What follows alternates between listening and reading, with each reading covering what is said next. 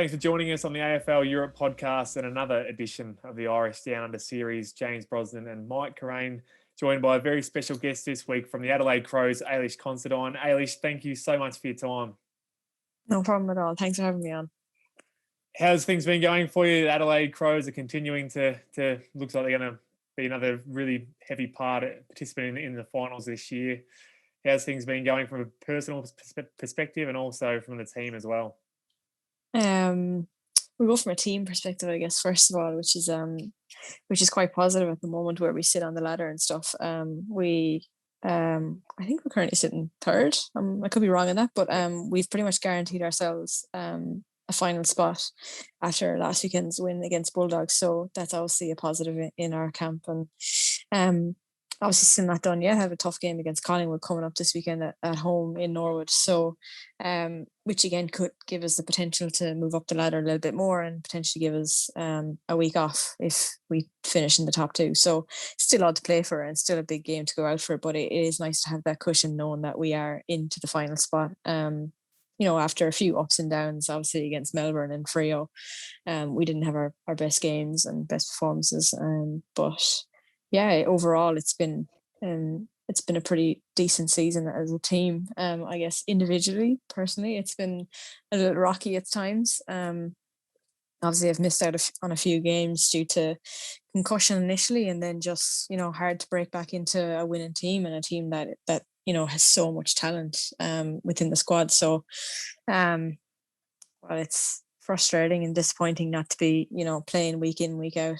It's an amazing team to be part of, and the girls are just pushing so hard and playing so well. So all I can do, I guess, from my side of things is keep pushing them and keep making sure that, we keep performing and we keep the level up that we're at, and hopefully come the business end of the season we're right up there in the grand final. Ailish, of course, you've made some big contributions to the season already in the games you've played in, no doubt about that. You had that injury, you've missed out a couple of games as a result of that, and you've got back and played a state league game, I think, and stuff. But over the last couple of weekends, probably listed as the emergency or first emergency. For the people watching at home, and in terms of understanding what that means and what that role is, I suppose, how does that look for you come game weekend if you're listed as an emergency? I know it probably means you don't get to play a state league game, and you're probably your weekend is on hold effectively. So how does that pan out from when the team is announced right through to the match day and the following day, like today, for example? Yeah, so we're pretty much preparing as if we are playing, because at any stage, right up until the second warm up of the game, if anyone pulls out with an injury or illness, I'll be first in, and the second emergency then obviously would be in as well if there was another casualty. But so you kind of do prepare as if you are going to be playing. It's a difficult spot to be in because the likelihood of one of the players getting injured in a warm-up or getting injured or sick or anything like that is highly unlikely, but you still have to be mentally prepared, physically prepared for a game that you may play. So it's kind of like the pressure kind of comes off then once they get to the warm-up and they run out there in the Guernseys. But it's an unusual spot to be in because like I said, you're preparing for a game, and then more than likely you end up not doing anything for the entire weekend. And then on the Monday for us, for the two emergencies and the few girls that are injured or didn't get to play, we have a little bit of a top-up session on a Monday. So that's basically what we did tonight.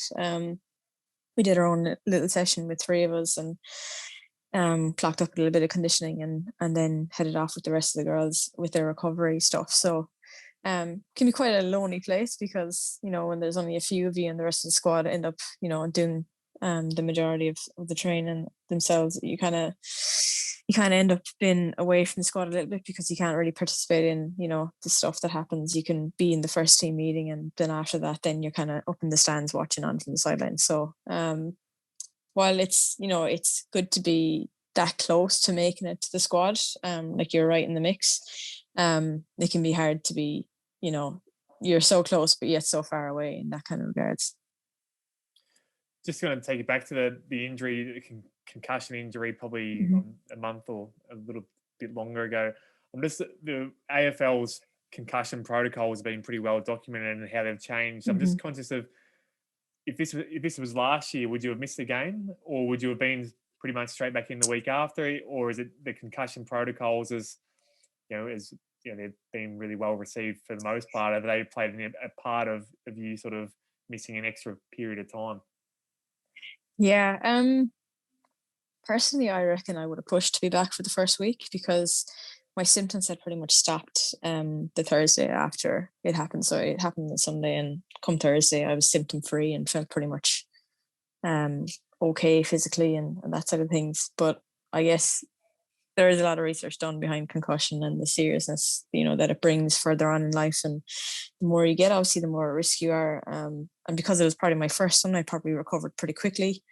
But without the protocols, I probably would have pushed to be back for the first week.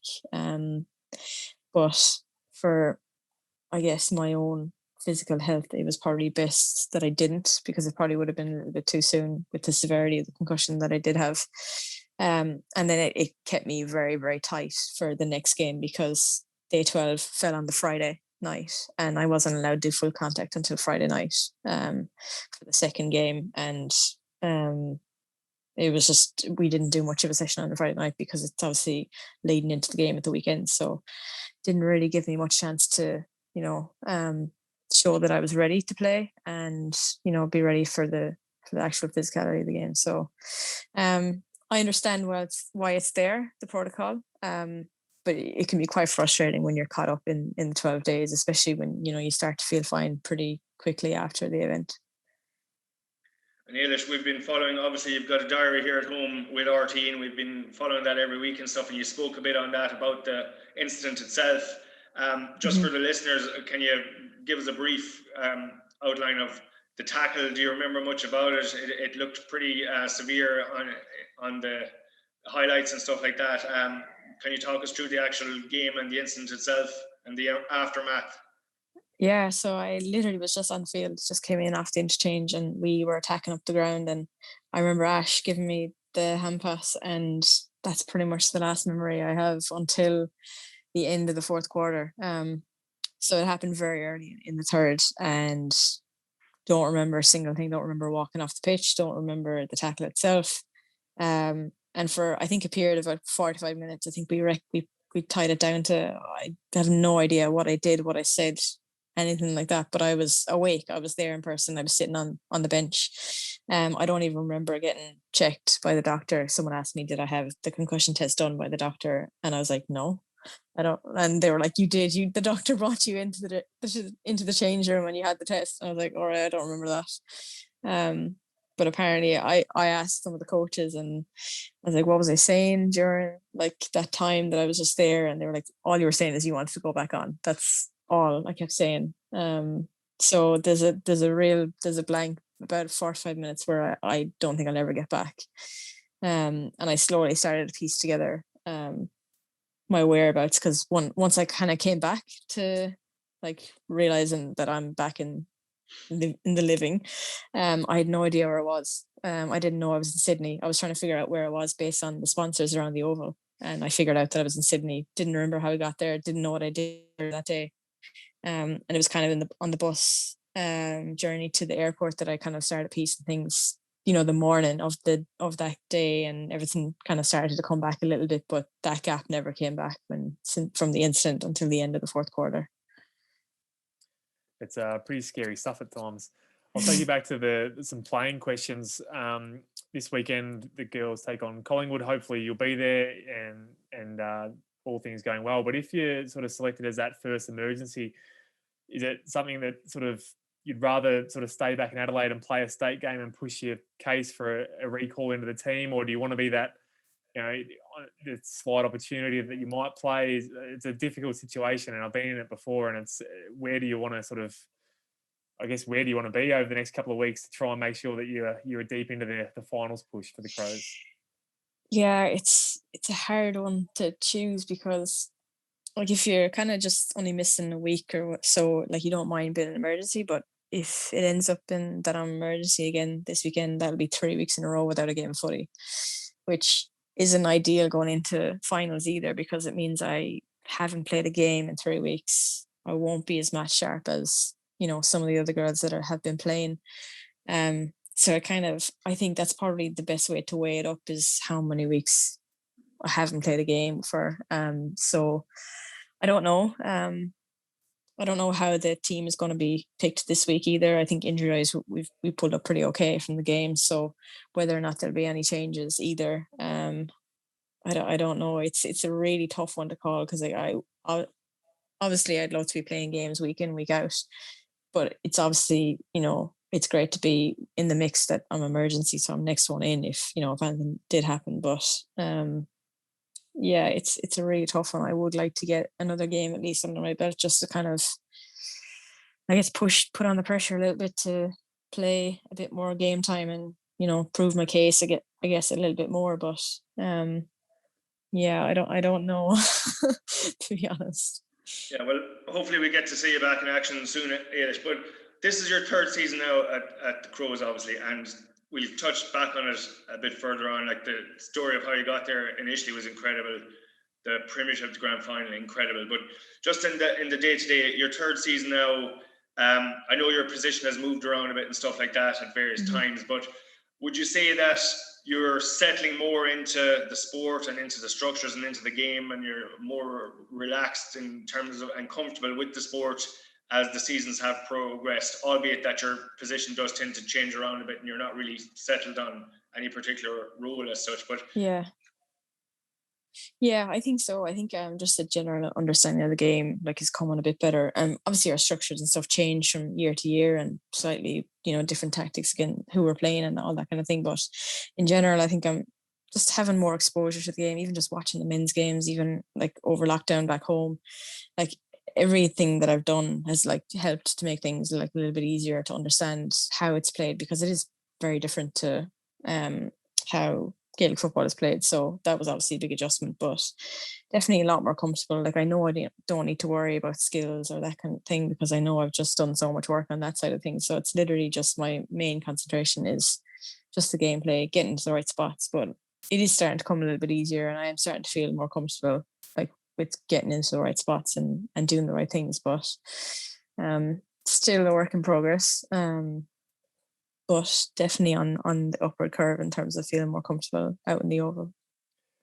Speaking of, I guess, the beginning, Ailish, and I know Mike will be able to touch on this a lot more than what I can, but your sort of journey prior to the Crows, there was Euro, Champions League, Euro Cup, AFL Island Premiership. So just speak about those experiences and how they've helped you transition to the very top level.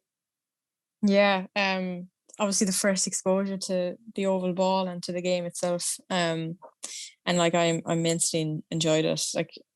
It was something new. It was a new challenge. It was something different from the same thing over and over again that I was doing with Gaelic football and Camomi. So just so grateful that Mike set it up and that Rosie dragged me along to that tournament in Dublin, that very first one in Island Bridge.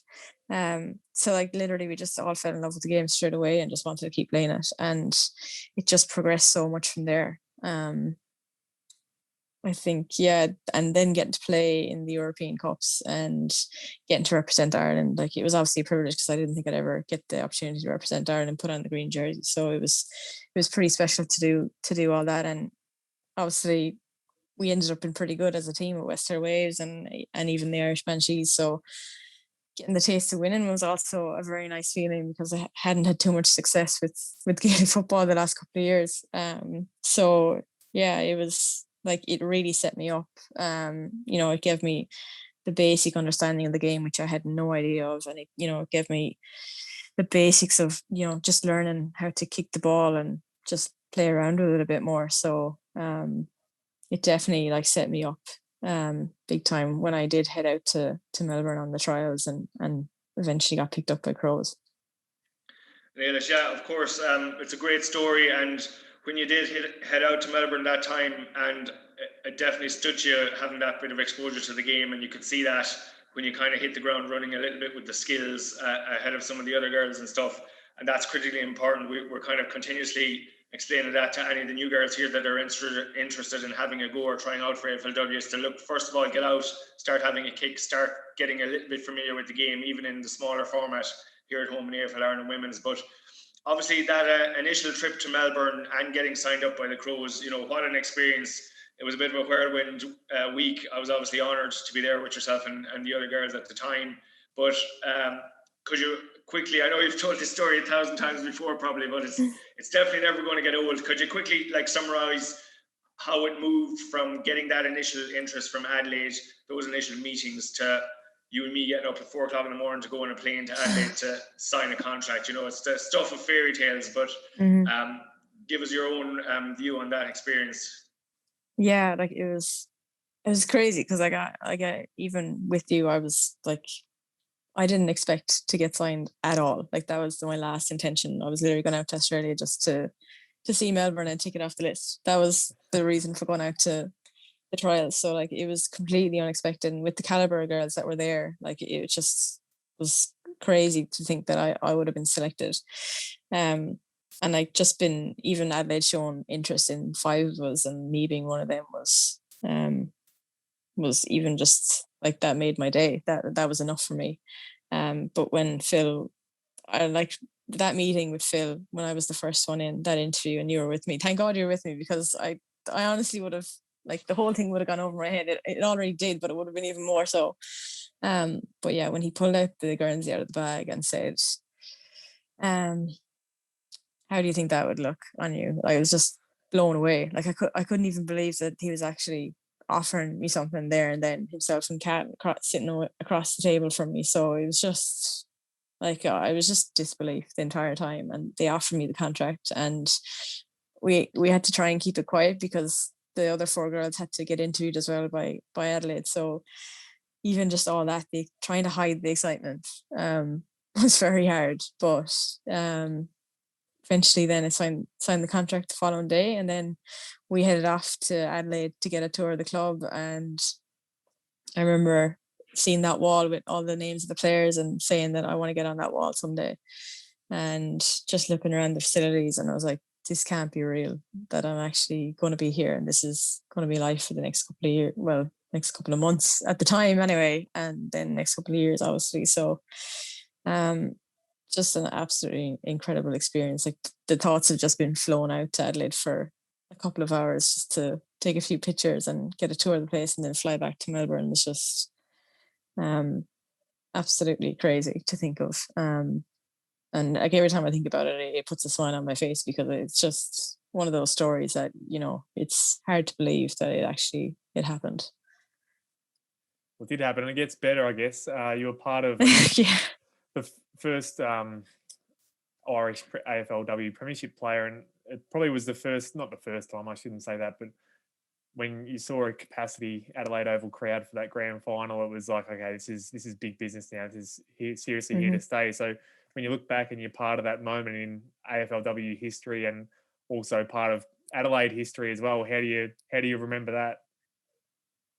It's there's actually no words to describe it, because my goal for that year was to literally just play one game, and I would have been happy, and that would have been it. The fact that I went on to play the majority of the games of the season, and then get the opportunity to play in front of 53,000 people, at a packed Adelaide Oval Stadium. And I honestly never thought I'd see the day that I'd play in front of a full crowd.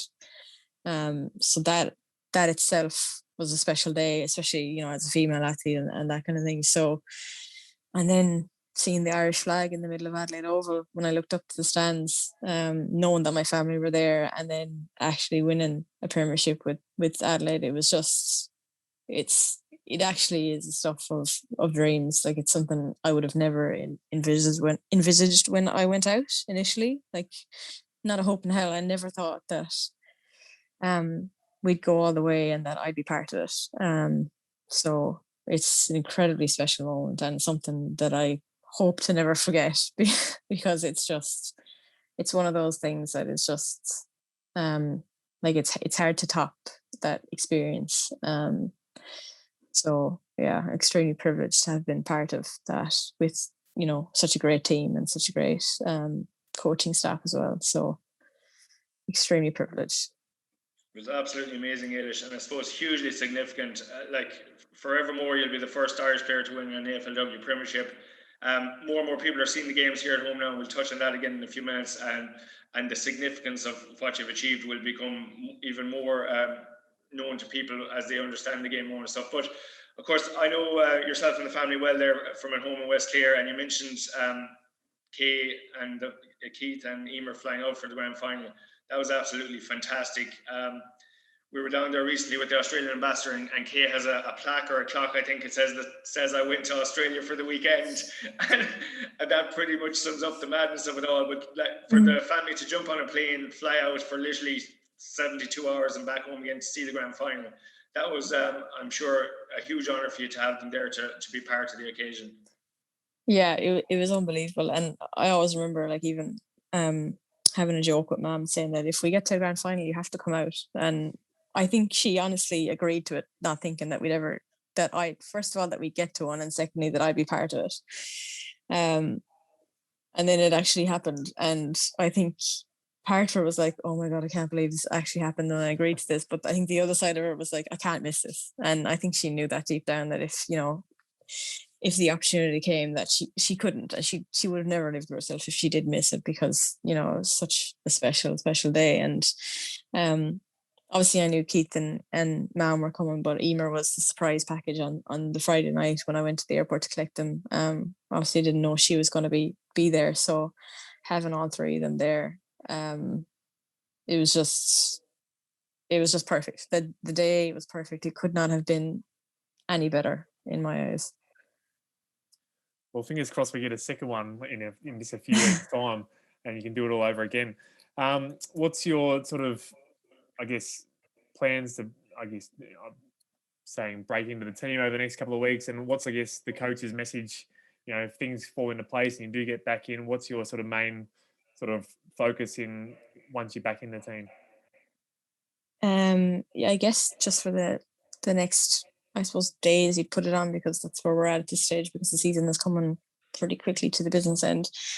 Just keep doing what I'm doing, and because the feedback has been pretty positive. It's not that I'm out of form or played a bad game. I was just out because of injury, and out because other girls are playing their roles really, really well. So it's literally the case of just keep working hard, keep doing what I'm doing, and when the opportunity does come, just grab it and take it, and hope for the best, I guess, at this stage. Because we are still training hard, even though we're in season. So it's just to keep the form up and keep positive, which can be hard at times, because when you're working hard and not reaping the rewards at the end of it, it's hard to keep going. But you have to kind of keep looking at the bigger picture and just keep working hard. So if I do manage to get back into the squad, just try my best to take the opportunity as best I can and play my role for the team, and hopefully help them get the win, whenever that may be. So Ailish, off the pitch, 3 years in Adelaide now, it's almost certainly a home away from home. You love the city, of course. We see that you love your coffees and your brunches and stuff, and you're making us very jealous here on an ongoing basis. But outside of football, you're well settled in Adelaide as well at the moment, and it looks like a great place to live. Yeah, it is for sure, and just with all the COVID stuff as well, been at home in the lockdown, and then coming back out here. Initially, it took me a while to settle back into a normal life, because Adelaide was pretty much unaffected with COVID. So the fact that everything was so freely open and available, and there was events on, that kind of thing, initially that was just so overwhelming. But I've started to settle in the last couple of weeks, especially, and it's just so nice to be back living a normal life again. And Adelaide is a lovely city. It's beaches are so nice. There's so many good cafes to go to. I'm never bored, because there's always somewhere new to explore. So it's really nice to feel settled in a place, and that the areas and stuff, and you get to build up a little bit more of a network as well, the longer you stay in a place. So obviously really enjoying my time here in Adelaide, and hopefully we'll continue for another few seasons.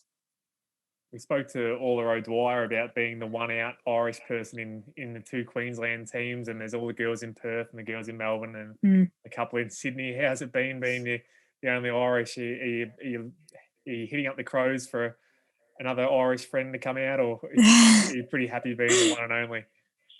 I'm actually pretty happy being the one and only because it means that I have to adapt and I have to, make an effort to get to know people and make an effort to get to build my own networks, because the general thing with the Irish is when you find them, you kind of stick to them.